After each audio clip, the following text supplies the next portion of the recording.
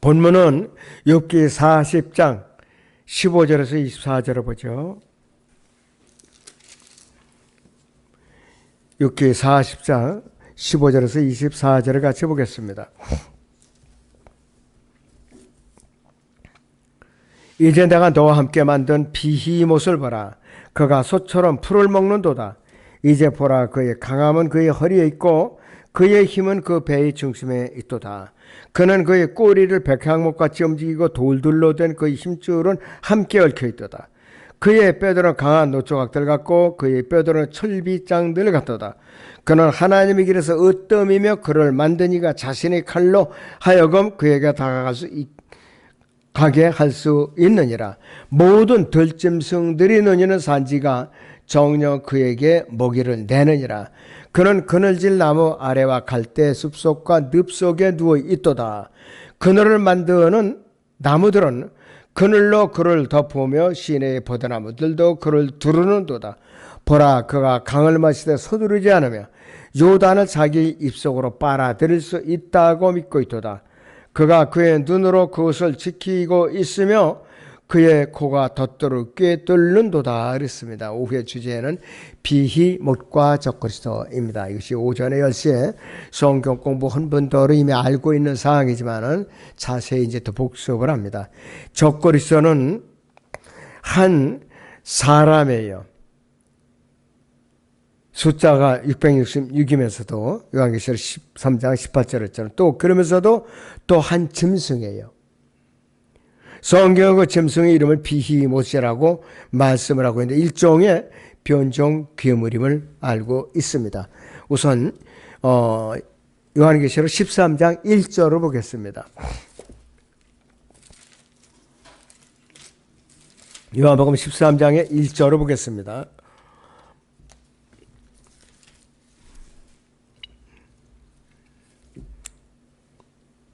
내가 바닷가 모래 위에 서서 보니 한 짐승이 바다에서 올라오는데 7머리와 10뿔을 가졌더라. 그 뿔들에는 10개의 왕관이 있고 그 머리들에는 하나님을 모독하는 이름이 있더라. 그래서 여기서 7머리 나오죠. 그리고 한 짐승 비스트라고 그래가지고 적그리스도를 말하는 것이요. 또 13장의 18절을 봅니다. 지혜가 여기에 있으니 지각이 있는 자는 그 짐승의 숫자를 헤아려보라. 그것은 한 사람의 숫자이니 그의 숫자는 666이니라 그랬습니다. 한 사람이면서 동시에 한 짐승으로 표현하고 있습니다. 그래서 이 본문이 욥기 40장 15절에서 24절에서 아까 읽어드린 대로 그렇게 자세하게 묘사하고 있는 겁니다. 그래서 비히못은 히브리어로 발음이 베헤모트라고 발음을 해요. 오트라는 여기서 비히못, 베못이라고 그러는데 이것이 이 여성 복수로 말을 하고 있어요. 그래서 이 짐승들이라는 뜻의 복수형 단어는 여러 짐승들로 이루어진 한 짐승을 가르칩니다.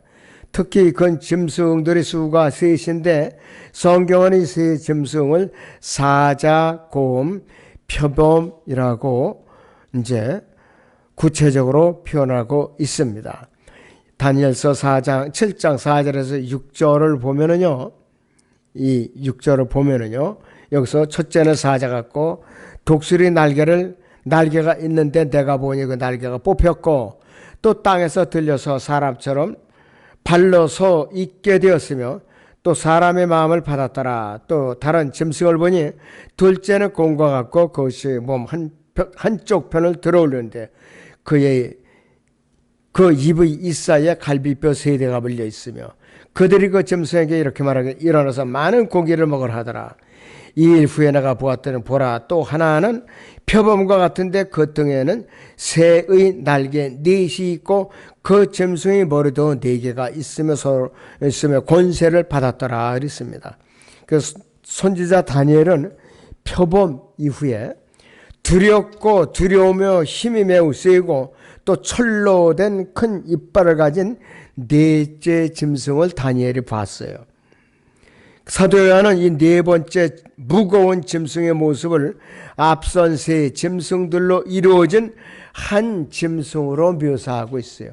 한 짐승으로 비스트라 갖고 그렇기 때문에 요한계시록 13장 2절에서는 또 내가 본 그 짐승은 첫째는 표범과 같고 두 번째 발은 곰의 발 같고 세 번째 입은 사자의 입 같은데 용이 자기의 능력과 자리와 큰 권세를 그 짐승에게 주었더라 이렇게 말을 하고 있습니다.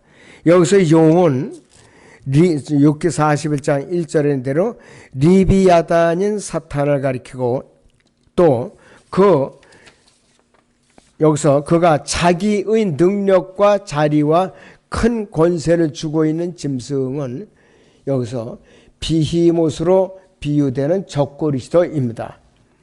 그 선지자 호세아는 사자 표범 암곰으로 등장을 시켰고 이 호세아 13장 7, 8절에서 선지자 아모스는 아모스 5장 19절에서 사자, 곰, 뱀으로 언급하고 있습니다.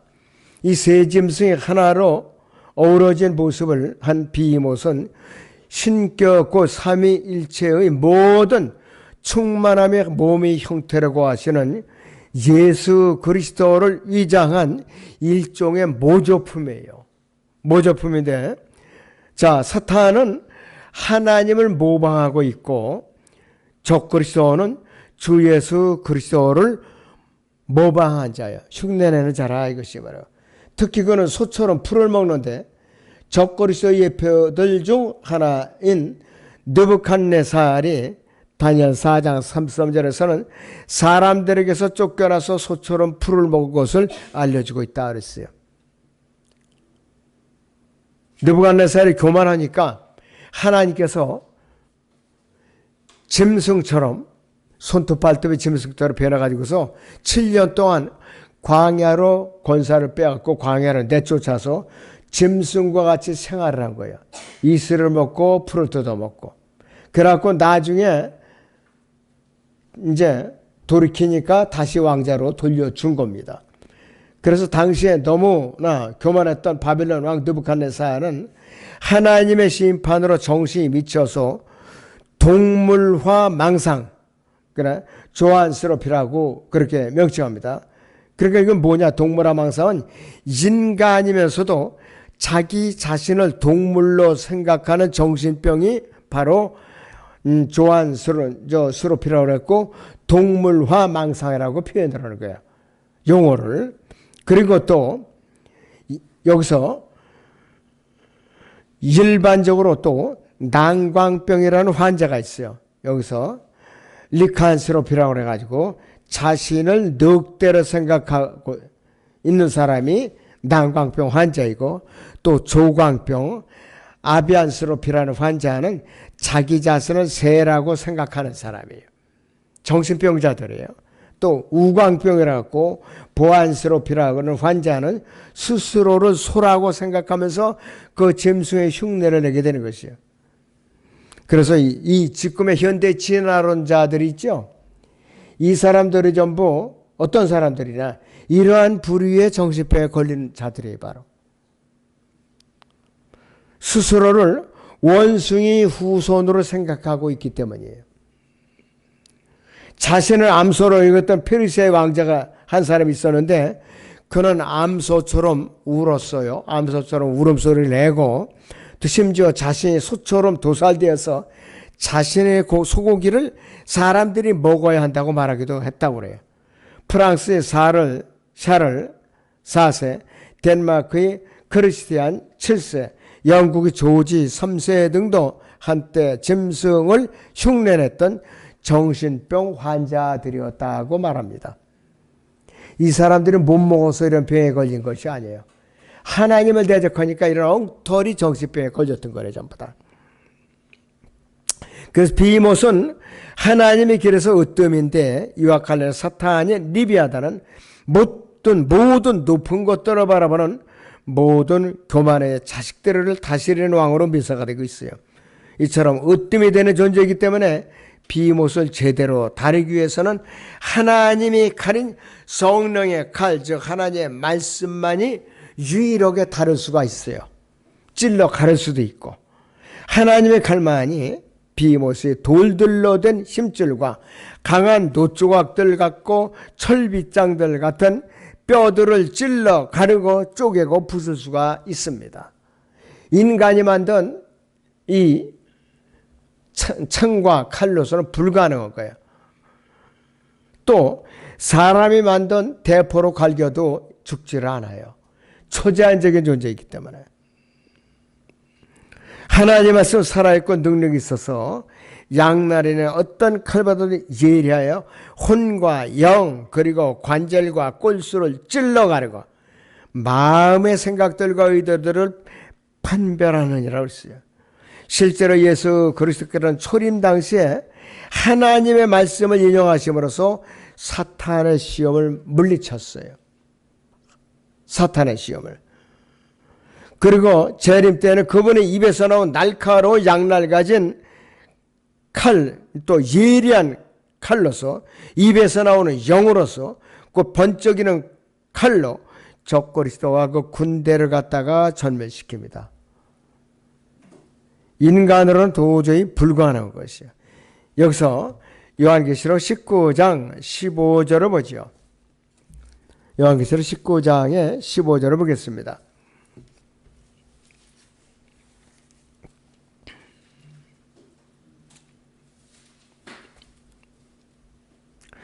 그의 입에서는 예리한 칼이 나와서 그것으로 민족들을 칠 것이요 또 철장으로 그들을 다스릴 것이며 그는 전능하신 하나님의 맹렬한 진노의 포도즙들을 밟으실 것이라 그랬습니다.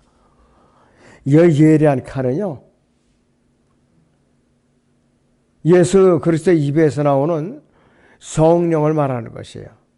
성령의 칼이에요. 실제적으로 아무리 큰 칼이라도 그 2억 군대를 어떻게 한꺼번에 동시에 죽여요. 그분의 입기운에 의해서 몰살을 당하는 거라 이것이 바로.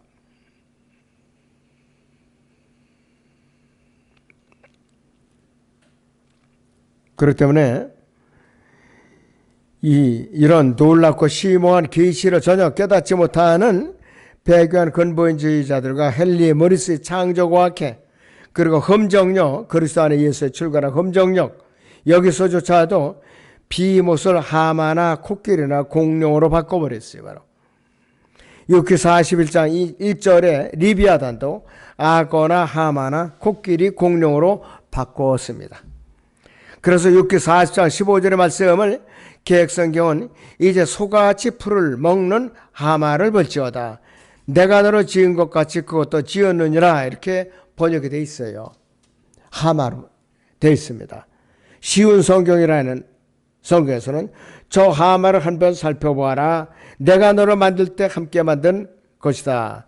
그것은 황소처럼 풀을 먹는다로 변개시켜놨고 개역 개정파는 개역 성경을 개정하면서도 하마 대신에 베헤못이라고 음역을 해 맞지. 나는 난의 주에는 난의 주에는 또 하마로 볼 수도 있다. 이렇게 잘못된 주석을 달아놨어요. 대신에 이제 또 표준 세번역도 베헤못으로 음역을 했으면서도 난외지에는 하마 또는 코끼리라고 잘못된 주석을 달아놓고 말았어요. 바로 험정역 그리스도 예수 안에서도 베헤못이라는 음역을 해놓고서도 공룡으로 이것을 가르치고 있는 것이에요. 공룡이 얼마나 하나님의 길에서 으뜸인가 하는 짐승이기 때문에 전능하신 하나님께 공룡 한 마리 혹은 여러 마리를 추격하여서 우리 안에다가 잡아 가두기 위해서 자신을 칼을 사용할 수가 있겠는가. 무슨 대단한 존재라고. 하나님의 칼은 그런 짐승들이나 잡는 데 쓰는 칼이 절대로 아니라는 것이에요. 여러분. 그걸 여러분들이 망각을 하면 절대로 안 되는 것이에요. 자, 그런데 또한 이 세상에 어느 누구도 강을 마시되 서두르지 않는 짐승을 본 적이 있는가? 없죠. 요단은 자기 입속으로 빨아들일 수 있다고 믿는 하마나 코끼리나 악어 등을 우리가 본 적이 있는가 이것이에요. 공룡도 마찬가지예요. 그러나 비히못은 가능합니다. 용도 가능하죠. 요한계시록 12장을 보죠.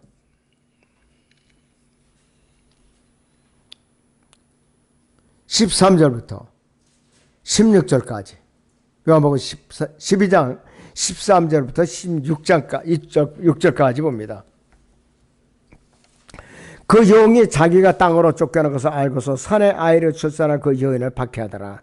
그때 그 여인이 큰 독수리의 두 날개를 받았는데 이는 그녀가 광야에 있는 자기 초소로 날아가서 그곳에서 그 뱀의 낯을 피하여 한 떼와 두 떼와 반 떼를 부양받으려 함이더라. 그 뱀이 여인 뒤에다 자기 입에서 물을 홍수같이 쏟아 그 여인을 홍수에 떠나려게 하되 그 땅에 그 여인을 도와 그 입을 벌려 용이 그 입에서 쏟아온 홍수를 삼켜버리더라 이랬습니다. 그 강물을 통째로 삼켜가지고 이 페트라로 피신하는 남은 자들을 이제 떠나가려고 하려고 쏟아 붓는 거예요. 그러니까 하나님께서 땅을 쩍 벌려가지고 갈라내갖고 땅에다가 완전히 물을 쏟아 붓게끔 그렇게 초자연적으로 역사하시는 거라 이것이요. 그러니까 이 비못은 대단한 존재예요. 강물을 말라붙을 정도로 싹 그냥 핥아서 저장할 수가 있어요. 초자연적인 능력 있는 초자연적인 동물이라 이것이에요 바로. 자, 계속 보시면은 실제 존재한 것처럼 만들기 위해서들은 거대한 공룡이 실제로 존재하는 것들을 만들기 위해서 몸집이 가장 큰 공룡, 그 70톤의 무게가 되는 요즘 저 미제 탱크, 독일제 탱크 무게가 이 정도 됩니다. 자, 거대한 공룡이 실제 존재하는 것처럼 만들기 위해서 그들은 몸 길이가 35m로 자랑하는 초식 공룡, 소위 아르헨티노사우루스를 조작해냈죠. 공룡의 실존 유무를 떠나서 오늘날 주장하고 있는 공룡들 대부분의 모습은 뼈 화석 몇 개의 인간의 상상력을 더해져서 만들어진 것을 우리는 알아야 되는 것이에요. 그것도 1억 년 전에서 6,600만 전에 해당하는 백악기. 백악기는 어떤 기간이냐? 약 1억 4,500만 년부터 6,600만 년 전까지 중생대 마지막 지질시대를 의미한다. 이것이 백악기라고 말합니다. 지질학자들은. 이 시기는 7,900만 년 동안 지속되어서 중생대 중 가장 긴 시기였다. 이렇게 또 설명을 해놓고 있습니다.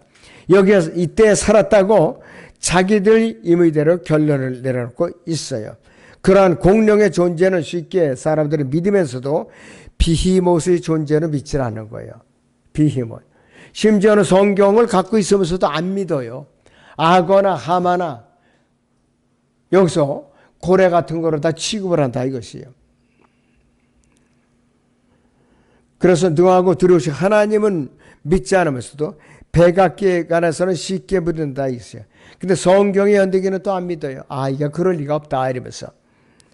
자, 거기 로마서 1장 21절 23절을 같이 보죠. 거기에 이는 하나님을 알되 하나님께 합당한 영광을 돌리지 아니하고 감사치도 아니고 도리어 그들이 상상들이 허망해지고 그들이 어리석은 마음이 어두워졌기 때문이니 그들은 스스로 현명하다고 말하나 우둔하게 되었고 썩지 아니하는 하나님의 영광을 썩질 사람의 형상과 새들과 네 발 달린 짐승들과 기어다니는 것들과 같은 형상으로 바꿨도다. 이렇게 하나님께서는 경고를 하고 계셔요.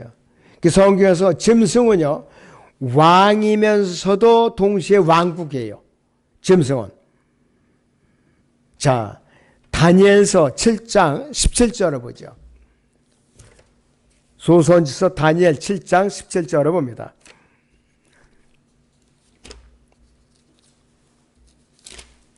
다니엘 7장의 17절을 봅니다.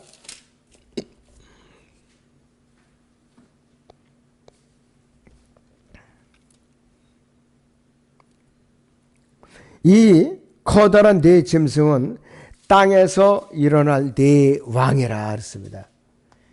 왕이면서도 또 왕국으로 설명하고 있어요. 이 18절에. 그러나 지극히 높으신 분의 성도들이 그 왕국을 얻으리니 영원하고 무궁한 그 왕국을 차지하리라 했습니다. 또 23절에서 그러므로 그분께서 말씀하시기를 넷째 짐승은 땅 위에 넷째 왕국이 되리니 그것은 모든 왕국들과 달라서 온 세상을 집어삼키고 밟아서 산산조각을 낼 것이라 그랬습니다. 짐승이 왕이면서도 왕국이에요. 이것이 자 다니엘 7장 4절에 등장하는 사자는 메대 페르시아를 가리키고 다니엘 7장 5절의 곰은 그리스를 가리키고 다니엘 7장 6절의 표범은 로마를 상징하고 그 다음에 무서운 짐승인 자 다니엘 7장 7절 8절에 나오는 무서운 짐승은 대환란 기간에 등장할 적 그리스도의 왕국을 상징합니다. 그 짐승이 왕국으로 다 될 수가 있는 거예요. 이 네 짐승의 환상이 바빌론의 마지막 왕인 벨사살 왕 원년에 주어졌고 이 커다란 네 짐승은 땅에서 일어날 네 왕국이므로 바빌론 제국 이후에 세계를 제패할 메데 페르시아부터 적용이 되는 거예요. 그래서 한편 이 환상이 주어진 시점이 밤인 것과 밤은 영적으로 교회 시대를 상징합니다. 사자는 영국에 해당되고 곰은 러시아에 표범은 미국에 적용할 수가 있습니다. 그래서 영국, 러시아, 미국은 교회 시대에 등장하는 세계 강대국들로서 고대 로마와 밀접한 연관을 갖고 있어요. 영국, 러시아, 미국. 자, 그렇기 때문에 여기에서 주목할 점이 있죠. 대환란 기간에 세계를 제패할 적그리스도의 왕국군 비못이 표범과 같고 바른 곰의 발 같고 입은 사자의 입 같은 짐승으로 묘사가 되는데 표범과 같은 몸은 적그리스도의 왕국이 사회적으로 각종 인종들이 뒤섞인 국민들로 구성된 미국 같은 통합국가의 형태를 띨 것으로 우리에게 알려주고 있어요. 즉 잡종국가. 그래서 아메리카 합중국이라고 말합니다. 아메리카 합중국. 자, 이를 잘 묘사해 주듯이 표범의 전체적인 몸 색깔은 셈족처럼 황갈색이고 또 배는 야페족처럼 흰색이며 또 함족처럼 검은색 점들이 온몸을 뒤덮고 있다 이것이에요. 이것이 바로 아메리카 합중국이 오늘날의 미국을 말하는 것이에요. 오늘날의 미국을. 다음으로 곰의 발은 왕국의 정치 체제가 러시아 같은 공산주의 체제가 될 것을 보여주고 있고 사자의 입은 언어적으로 적그리스도의 왕국에서 사용하는 언어가 영어가 될 것이다. 그럴 때는 마지막 왕국을 위한 기반과 적그리스도의 길이 전 세계적으로 예비되어 가고 있는데 이 일에 사탄의 신부인 로마 카톨릭이 앞장서 있고 적그리스도를 위해서 싸울 유엔의 군대가 그 뒤를 따르고 있는 것이요. 그리고 또 마지막 왕국 적그리스도의 왕국이 공용어가 뭐냐? 영어예요. 대환란 기간에는 공용어가 영어예요. 영어. 그리고 지상에 왕국이 세워지면은 공용어가 뭐냐? 히브리어예요. 여러분들 히브리어 몰라도 지상 왕국이 세워지면 다 소통이 돼요. 걱정할 거 없어요. 심지어는 동물들과도 소통이 됩니다. 앞으로. 자, 그래서 앞으로 로마 교황청이요. 유엔을 앞서가지고 이스라엘과 평화조약을 맺으면은 우리가 이제 올라갈 때가 될까 직감하고 정신을 차리고 대기하고 있어야 돼요. 적그리스도가 유엔을 통해서 이스라엘과 평화조약을 맺는 것이 신호탄입니다. 바로. 자, 그래서 우리는 절대로 미혹의 영에 속지 말아야 된대요. 아, 이번 오순절에 꼭 오신다. 심지어 어떤 사람은 나팔절에 오신다. 이러고 주장하는 사람들이 있다 이 말이에요. 우리는 오순절을 이제 알고 기다리되 로마 카톨릭이 유엔을 앞세워서 또 이스라엘과 평화조약을 맺는다는 것이 매스컴에 보도가 될 때, 그리고 그 해에 오순절이 끼어 있다. 그러면 올라갈 준비를 바짝 서두르야 되는 거예요. 확실한 빅 뉴스 중에 빅 뉴스예요, 그것이. 아무튼 여러분들이 세대적으로 그걸 잘 숙지하고 기억해 두시기 바랍니다. 기도하겠습니다.